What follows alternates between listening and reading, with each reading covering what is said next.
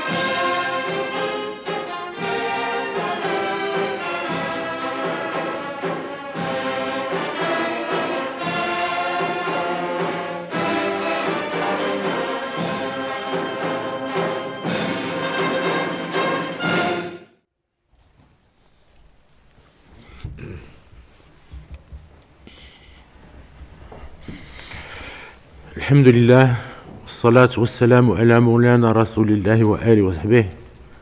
شعبي العزيز، نخلد اليوم بكل اعتزاز الذكرى 25 لاعتلائنا العرش، وخلال هذه السنوات حققنا والحمد لله العديد من المكاسب والمنجزات في مجال الإصلاحات السياسية والمؤسسية وترسيخ الهوية المغربية، كما أطلقنا الكثير من المشاريع الاقتصادية والتنموية والبرامج الاجتماعية لتحقيق التماسك الاجتماعي وتمكين المواطنين من الولوج للخدمات الأساسية. وأملنا كذلك على تكريس الوحدة الترابية وتعزيز مكانة المغرب كفاعل وازن وشريك مسؤول وموثوق على الصعيدين الجهوي والدولي. شعبي العزيز، إن ما حققناه يعطينا الثقة في الذات والأمل في المستقبل، إلا أن التحديات التي تواجه بلادنا تحتاج إلى المزيد من الجهود واليقظة وإبداع الحلول والحكامة في التدبير. ومن أهم هذه التحديات إشكالية الماء التي تزداد حدة بسبب الجفاف وتأثير التغيرات المناخية والارتفاع الطبيعي للطلب، إضافة إلى التأخر في إنجاز بعض المشاريع المبرمجة في إطار السياسة المائية. فتوالي 6 سنوات من الجفاف أثر بشكل عميق على الاحتياطات المائية والمياه الباطنية، وجعل الوضعية المائية أكثر هشاشة وتعقيدا. ولمواجهة هذا الوضع الذي تعاني منه العديد من المناطق لا سيما بالعالم القروي، أصدرنا توجيهاتنا للسلطات المختصة باتخاذ جميع الإجراءات الاستعجالية والمبتكرة لتجنب الخصاص في الماء. وفتئنا نشدد على ضرورة التنزيل الأمثل لكل مكونات البرنامج الوطني للتزويد بالماء الشروب ومياه السقي 2020-2027 الذي ساهم والحمد لله في التخفيف من حدة الوضع المائي. ونظرا لتزايد الاحتياجات والإكراهات، نلح على ضرورة التحيين المستمر لآليات السياسة الوطنية للماء وتحديد هدف استراتيجي في كل ظروف والأحوال، وهو ضمان الماء الشروب لجميع المواطنين وتوفير 80% على الأقل من احتياجات السقي على مستوى التراب الوطني. وفي هذا السياق لا بد من استكمال برنامج بناء السدود مع إعطاء الأسبقية لمشاريع السدود المبرمجة في المناطق التي تعرف تساقطات مهمة. وطبقا لمنظورنا الاستراتيجي الإرادي والطموح، ندعو لتسريع إنجاز المشاريع الكبرى لنقل المياه من الأحواض المائية من حوض وادلو واللوكوس إلى حوض أم الربيع، مرورا بأحواض سبو وأبي رقراق، وهو ما سيمكن من الاستفادة من مليار متر مكعب من المياه التي كانت تضيع في البحر. كما ستتيح هذه المشاريع توزيعا مجاليا متوازنا للموارد المائية الوطنية.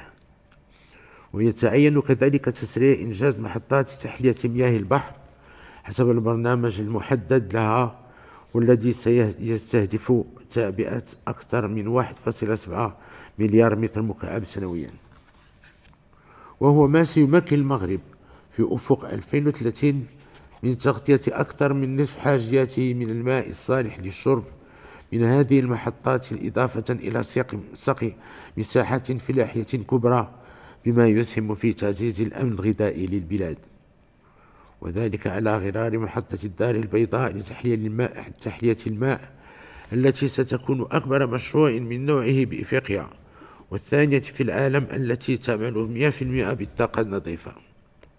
ويبقى التحدي الأكبر وإنجاز المحطات المبرمجة ومشاريع الطاقات المتجددة المرتبطة بها في الآجال المحددة دون أي تأخير.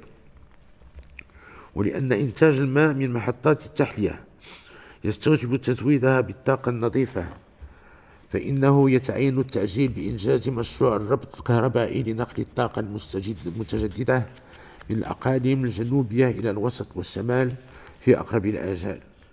وفي هذا الصدد ندعو للعمل على تطوير صناعة وطنية في مجال تحلية الماء، وإحداث شعب لتكوين المهندسين والتقنيين المتخصصين، إضافة إلى تشجيع إنشاء مقاولات مغربية مختصة في إنجاز وصيانة محطات التحلية. وهنا نؤكد من جديد أنه لا مجال لأي تهاون أو تأخير أو سوء تدبير في قضية مصيرية كالماء. شعبي العزيز، أمام الجهود المبذولة لتوفير الماء للجميع، علينا أن نصالح أنفسنا بخصوص عقلنة وترشيد استعمال الماء، لأنه لا يعقل أن يتم صرف عشرات الملايير لتعبئة الموارد المائية، وفي المقابل تتواصل مظاهر تدبيرها وسوء استعمالها. فالحفاظ على الماء مسؤولية وطنية تهم جميع المؤسسات والفعاليات، وهي أيضا أمانة في عنق كل المواطنين. إننا ندعو السلطات المختصة للمزيد من الحزم في حماية الملك العام المائي وتفعيل شرطة الماء، والحد من ظاهرة الاستغلال المفرط والضخ العشوائي للمياه. كما ندعو بقوة المزيد من التنسيق والانسجام بين السياسة المائية والسياسة الفلاحية، لا سيما في فترات الخصاص، مع العمل على تعميم الري بالتنقيط. وفي نفس الإطار نوجه الاعتماد برنامج أكثر طموحا في مجال معالجة المياه وإعادة استعمالها كمصدر مهم لتغطية حاجيات السقي والصناعة وغيرها. ونود أن نكون أخيرا على ضرورة تشجيع الابتكار واستثمار ما تتيحه التكنولوجيات الجديدة في مجال تدبير الماء. وفيما يخص الأقاليم الجنوبية للمملكة، فقد ساهمت محطات تحلية المياه التي تم إنجازها في النهوض بقوة بالتنمية الاقتصادية والاجتماعية بالمنطقة. لذا نوجه لتوسيع محطة دخلة والرفع مستقبلا من القدرة الإنتاجية للمحطات الأخرى، وذلك باعتماد على المؤهلات الكبيرة من الطاقات النظيفة التي تتوفر عليها هذه الأقاليم، وذلك بما يستجيب لحاجيات الساكنة ولمتطلبات القطاعات الإنتاجية كالفلاحة والسياحة والصناعة وغيرها. شعبي العزيز، إن الاهتمام بالأوضاع الداخلة لبلادنا لا ينسينا المأساة التي يعيشها الشعب الفلسطيني الشقيق. وفي صفتنا رئيس لجنة القدس، عملنا على فتح طريق غير مسبوق لإيصال المساعدات الغذائية والطبية الاستعجالية لإخواننا في غزة. وبنفس روح الالتزام والمسؤولية نواصل دعم المبادرات البناءة لحلول عملية ملموس ودائم لإطلاق معالجة الوضع الإنساني، تفاقم الأوضاع بالمنطقة، خروج من منطق تدبير الماء إلى منطق العمل على إيجاد حل لهذا النزاع، وذلك الدور التالي. إذا كان التوصل على وقف غزة أولوية عاجلة يجب أن يتم بموازاة سياسي كفيل ودائم في المنطقة. إن اعتماد المفاوضات السلام بين الطرفين الفلسطيني والإسرائيلي يتطلب قطع الطريق على المتطرفين من أي جهة كانوا. ثالثا، إن إرساء الأمن والاستقرار بالمنطقة لن يكتمل إلا في إطار حل الدولتين تكون فيها غزة جزءا لا يتجزأ من أراضي الدولة الفلسطينية المستقلة وعاصمتها القدس الشرقية. شعبي العزيز، إن المساهمة في تنمية الوطن وفق الدفاع عن مصالحه العليا وقضاياه العادلة هي مسؤولية جميع المواطنات والمواطنين. ونود هنا أن نعبر عن اعتزازنا بالجهود التي تبذلها كل القوى الوحية والفعاليات الوطنية في القطاعين العام والخاص من أجل تقدم وتنمية البلاد. ولا يفوتنا أن نخصص بالإشادة والتقدير كل مكونات قواتنا المسلحة الملكية والدرك الملكي والإدارة الترابية والأمن الوطني والقوات المساعدة والوقاية المدنية على تفانيهم وتجندهم الدائم تحت قيادتنا للدفاع عن وحدة الوطن وأمنه واستقراره. كما نترحم بكل خشوع على الأرواح الطاهرة لشهداء المغرب الأبرار، وفي مقدمهم جدنا ووالدنا المنعمان جلالة الملكين محمد الخامس والحسن الثاني أكرم الله مثواهما. وخير الختام قوله تعالى: والله أنزل من السماء ماء فأحيا به الأرض بعد موتها. صدق الله العظيم، والسلام عليكم ورحمة الله تعالى وبركاته.